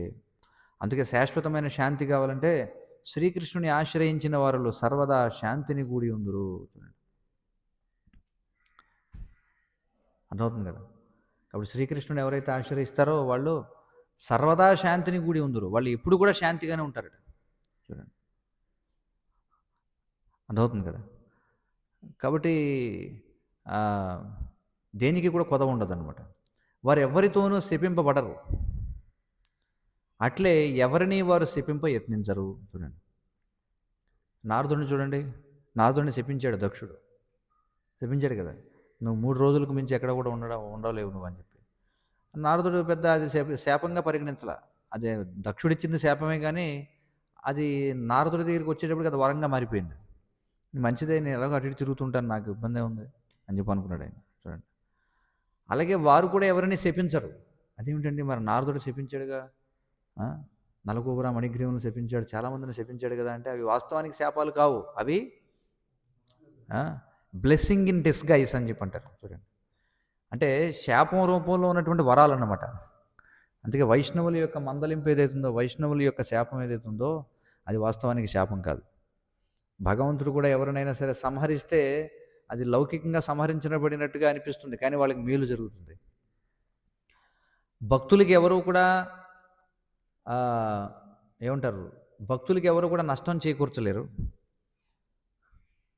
అలాగే భక్తులు ఎవరికి కూడా నష్టాన్ని చేకూర్చరు.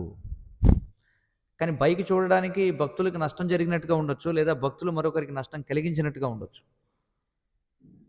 కానీ అవి వాస్తవానికి ఏది జరిగినా సరే భక్తుడు ఏమనుకుంటాడు, భగవత్ సేవలో ముందుకెళ్ళడానికి ఇది ఒక ఉపాయం అనుకుంటాడు. అలాగే భక్తులు ఇచ్చేటువంటి శాపాలు కూడా ఎవరైతే శపించబడ్డారో వారిని ఆధ్యాత్మికంగా ఉన్నతమైన వాళ్ళని చేస్తాయి. చూడండి, లేదంటే నలకోబుర మణిగ్రీవులు ఎవరైతే ఉన్నారో వాళ్ళకి నిజంగా బాలకృష్ణుని యొక్క దర్శనం ప్రతిరోజు కృష్ణలీలలు చూడగలగడం అంటే వాళ్ళు ఎంత సాధన చేస్తే అది సాధ్యం అవుతుంది చెప్పండి. వాళ్ళు ఎన్ని జన్మల పాటు సాధన చేయాల్సి ఉండొచ్చు. బృందావనంలో మనం చూస్తే, బృందావనంలో ఎవరైతే శ్రీకృష్ణుని లీలలు చూడగలిగిన వాళ్ళు ఎవరైతే ఉన్నారో వాళ్ళంతా ఎంతో కృతపుణ్య పుంజాహ అని చెప్పబడింది. ఎన్నో కోట్ల జన్మల పాటు పుణ్యం చేసుకుంటే ఆ స్థితి లభించిందట. మరి వీళ్ళు ఏం పుణ్యం చేశారని ఆ స్థాయికి వెళ్ళారు అని చెప్పండి. దీన్ని ఏమంటారంటే కాజులెస్ మెర్సీ అని చెప్పి అంటారు, అంటే అహైతుకమైనటువంటి కృప. కాబట్టి నారదుని యొక్క అహైతుకమైనటువంటి కృప చేత వాళ్ళు ఏం చేస్తారంటే ఫాస్ట్ ఫార్వర్డ్ చేసేస్తారనమాట వచ్చి. ఏదైతే పుణ్యంతో జరగనిది పాపం ద్వారా ఫాస్ట్ ఫార్వర్డ్ అయిపోతుంది అనమాట. చూడండి, వాళ్ళు అన్ని లీలలు చూడగలిగారు అక్కడ. అందుచేత అంతా మన మంచికి అంటారు కదా, అది అందరికీ వర్తించదు. అది కేవలం భక్తులకి మాత్రమే వర్తిస్తుంది, అంతా మన మంచికి అనేటువంటిది. మిగిలిన వారికి మంచి కూడా చెడే.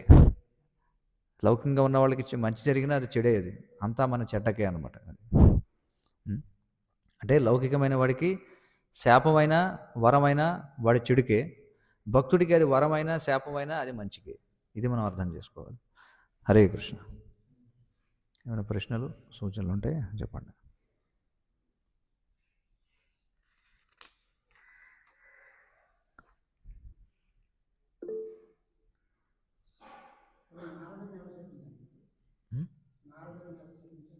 నారదుని ఎవరు శపించారు? నారదుడే శపించాడు.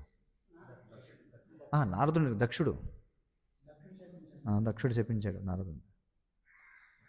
అంటే నువ్వు ఎక్కడా కూడా ఉండలేవు, నీకు ఒక స్థిరమైనటువంటి ఆవాసం ఉండదని చెప్పి శపించాడు.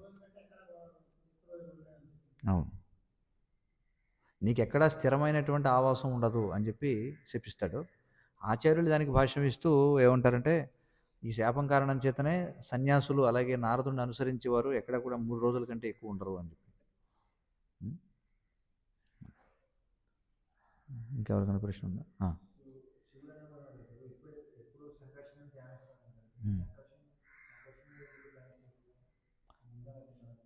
సంకర్షణుడు ఎందుకు ధ్యానిస్తాడంట? ఎందుకంటే సంకర్షణుని యొక్క విస్తరణే కాబట్టి శివుడు. సంకర్షణుని యొక్క విస్తరణే శివుడు. అర్థమైంది కదా? ఆ సంకర్షణుడు ఎవరు అంటే ఆయనే ఆదిశేషువు, ఆయనే బలరాముడు, ఆయనే అనేక రూపాలు స్వీకరించి కృష్ణుడిని సేవిస్తూ ఉంటాడు. సేవక భగవాన్ అని చెప్పి అంటారు. కృష్ణుడి సేవింపబడే భగవంతుడైతే సంకర్షణుడు సేవ చేసేటువంటి భగవానుడు అనమాట. ఇంకేమైనా ప్రశ్న ఉన్నాయా? ఆన్లైన్లో ప్రశ్న చెప్పండి, మీ ప్రశ్న ఏమిటి? Hare Krishna Prabhu Pranam. Hare Krishna. Prabhu, you have used the term Smarta Brahmana in many classes and you also use it in this class. Who are Smarta Brahmanas? Is there a difference between what Srila Prabhupada said about Brahmanas and Smarta Brahmanas, or both are same? ఇక్కడ మనం చూస్తే ఎక్కువ ఇక్కడ స్మార్త బ్రాహ్మణులను ఎవరినైతే అంటారంటే స్మృతి శాస్త్రాలను అనుసరించేటువంటి వారు ఎవరైతే ఉన్నారో చాలా కఠినంగా, వారిని స్మార్త బ్రాహ్మణులు అని చెప్పి అంటారనమాట. అయితే ఇక్కడ ప్రభుపాదుల వారు చెప్పింది ఇద్దరికి కూడా వర్తిస్తుంది. అంటే ఎవరైతే వైష్ణవులుగా ఉండి కూడా మనం చూడొచ్చు, చాలాసార్లు చూస్తుంటాం, కొంతమంది చాలా వైష్ణవ తిలకం పెట్టుకొని ఇక్కడే ఒక గ్రామంలో నేను చూశాను. ఒక ఆయన చక్కగా వైష్ణవ తిలకం అన్నీ పెట్టుకుని ఉన్నాడు. ఆయన విష్ణు ఆలయంలో పౌరోహిత్యం చేస్తాడు అనుకుంటా. ఇంకా సాయంత్రం మందిరం తెరవడానికి ఇంకా సమయం అవ్వలేదు అనుకుంటా, 10 నిమిషాలు సమయం ఉన్నట్టుంది. అంటే ఆయన మందిరం దగ్గర ఇల్లు కూడా, ఇంటి బయటకు వచ్చి 2 అడుగులు వేస్తే మందిరానికి వెళ్ళొచ్చు అనమాట. సమయం చూసుకుంటున్నాడు, ఇంకా టైం అవ్వలేదు, ఇంకో 10 నిమిషాలు ఉన్నట్టుంది దర్శనం తెరవడానికి. ఈ లోపు సిగరెట్ కాల్చుకుంటున్నాడు అనమాట. ఆ? సో అలాగా ఎవరైనా అయి ఉండొచ్చు, వాళ్ళు వైష్ణవులు అయి ఉండొచ్చు, శాక్తీయులు అయి ఉండొచ్చు, ఆ, ఏ విధమైన బ్రాహ్మణులైనా అయి ఉండొచ్చు. ఉం? Okay, Prabhu. Hare Krishna. Thank Hare you. Krishna. చెప్పండి సర్వపాలక హరీష్ ప్రభు. బాబు దండవపరాయణం ప్రభు. ప్రణామం చెప్పండి. అది చైతన్య మహాప్రభు టైంలోనే మహమ్మదీయులు కూడా ఉన్నారు కదా ప్రభు. అవును. సో మరి ఆ కాలంలో చైతన్య మహాప్రభు ఆయన అది అడవిలోకి వెళ్ళినప్పుడు జంతువులు కూడా నిత్యం చేశాయి కదా ప్రభు. అవును. అలాగా మహమ్మదీయులు అంటే అంటే జంతువులు చేసినప్పుడు ఆ మహమ్మదీయులు ఎందుకు ఆ విధంగా రాలేకపోయారు? చాలా మంది ఇప్పుడు మహమ్మదీయులు కనిపిస్తారు కదా ప్రభు ఉం. అని అనుసరించి. అంటే దాన్ని ఏ విధంగా అర్థం చేసుకోవాలి? జంతువులే మారినప్పుడు వీళ్ళు ఎందుకని అలాగా ఉండిపోయారని. మహమ్మదీయులను కూడా మనకి కొంచెం చూస్తే చైతన్య మహాప్రభు పఠాన్ వైష్ణవులు అని చెప్పి అంటారు. చైతన్య మహాప్రభు కొంతమంది పఠాన్లను ఆయన వైష్ణవులుగా మార్చారు. ఇప్పటికీ మధ్యప్రదేశ్ ప్రాంతంలో ఉన్నారు ఇప్పటికీ కూడా వాళ్ళ యొక్క అనుయాయులు. వాళ్ళందరూ కూడా పఠాన్లు అనమాట, ఆఫ్ఘనిస్తాన్ ప్రాంతం నుంచి వచ్చిన వాళ్ళు. వాళ్ళందరూ కూడా వైష్ణవులుగా మారారు. మరి ఎందుకు మిగతా వాళ్ళు తీసుకోలేకపోయారంటే వారికి ఉన్నటువంటి అపరాధ భావన చేత. మనం కూడా చూస్తాం, ప్రచారం ఎవరికి చేయాలంటే అమాయకులకి చేయొచ్చు. అంటే చెట్ల రూపాలు స్వీకరించిన వాళ్ళు ఇక్కడ జంతువుల రూపాల్లో ఉన్నవి అవి అపరాధం చేసేటువంటి అవకాశం లేదు. చెట్లు జంతువులు అపరాధం చేసే అవకాశం ఉందా? లేదు వాటికి. కాబట్టి అది ప్రత్యేక కృప వలన అవి కూడా భక్తులుగా మారాయి. కానీ ఇక్కడ మహమ్మదీయులుగా ఎవరైతే ఉన్నారో వాళ్ళు కావాలని దీనికి వ్యతిరేకంగా అపరాధ భావనను కలిగి ఉన్నారు కాబట్టి వాళ్ళు దాన్ని స్వీకరించలేకపోయారు. వాళ్ళు మాత్రం ఏమిటి, మీరు మహమ్మదీయుల గురించి అడుగుతున్నారు. అప్పుడున్నటువంటి హిందూ సమాజంలో చాలామంది హిందువులుగా చెప్పబడే వాళ్ళే స్వీకరించలేదు కదా ఈ సంకీర్తన పద్ధతిని. కాబట్టి మనం అర్థం చేసుకోవాల్సింది ఏంటంటే వాళ్ళు వీళ్ళని కాదు, లౌకికంగా వాళ్ళు వివిధ రకాల ఉపాధుల్లో ఉండొచ్చు, మహమ్మదీయులుగా లేదా క్రైస్తవులుగా హిందువులుగా ఉండుండొచ్చు. కానీ వాస్తవంగా ఇక్కడ భగవంతుడు చూసేది, భగవంతుడి దృష్టిలో ఎవరు హిందువులు కాదు, మహమ్మదీయులు కాదు, క్రైస్తవులు కాదు. ఆయన చూసేదల్లా ఆయన ఇచ్చినటువంటి ఉపదేశాలను అనుసరించి ఎవరు జీవిస్తున్నారు, ఎవరు జీవించట్లేదు, వారి దృష్టి ఆ విధంగా ఉంటుంది. కాబట్టి ఆ విధంగా ఎవరైతే కొద్దిపాటి ఈ భగవత్ చైతన్యం కలిగి ఉన్న వారందరూ కూడా ఆకర్షితులయ్యారు చైతన్య మహాప్రభు సంకీర్తనకి. అది మనం చూడాల్సింది. ఓకే ప్రభు, థ్యాంక్ యూ ప్రభు. హరే కృష్ణ ప్రభు, ధన్యవాదాలు ప్రభు. చెప్పండి ప్రభుజీ, ఇది మీరు వర్ణించారు కదా, సంకర్షణ నుంచి సృష్టి ఆరంభం అనేది జరుగుతుంది కదా, అది వన్స్ కృష్ణ నుంచి ఒకటేసారి వస్తుందా, లేకపోతే మళ్ళీ ప్రళయం మహాప్రళయం అయినప్పుడు మళ్ళీ మళ్ళీ తీసుకోవడం జరుగుతుందా ప్రభు? కన్ఫ్యూజ్ వస్తుంది. అంటే ఈ సృష్టి మళ్ళీ మళ్ళీ ఎప్పుడైతే బ్రహ్మదేవుడు మరణించిన తర్వాత మళ్ళీ బ్రహ్మదేవుడు మరణించేటువంటి సమయానికి కింద ఉన్నటువంటి సంకర్షణుడు ఎవరైతే ఉన్నాడో మొత్తం ఈ లోకాలన్నిటికీ కూడా కింద కూర్మం మోస్తూ ఉంటుంది. ఆ కూర్మాన్ని మళ్ళీ ఆదిశేషం మోస్తూ ఉంటాడు. ఎప్పుడైతే ఈ సృష్టి విలయ సమయంలో ఆయన యొక్క నోటి నుండి అగ్ని బయటకు వచ్చి మొత్తం ఇదంతా కూడా విలయం అయిపోతుందని చెప్పబడింది. కాబట్టి ఒక విధంగా సృష్టి స్థితి లయలు మూడిటికి కూడా కారణం ఆయనే. కానీ ఆయన నేరుగా చేయకుండా వివిధ వ్యక్తుల ద్వారా చేయిస్తుంటాడు.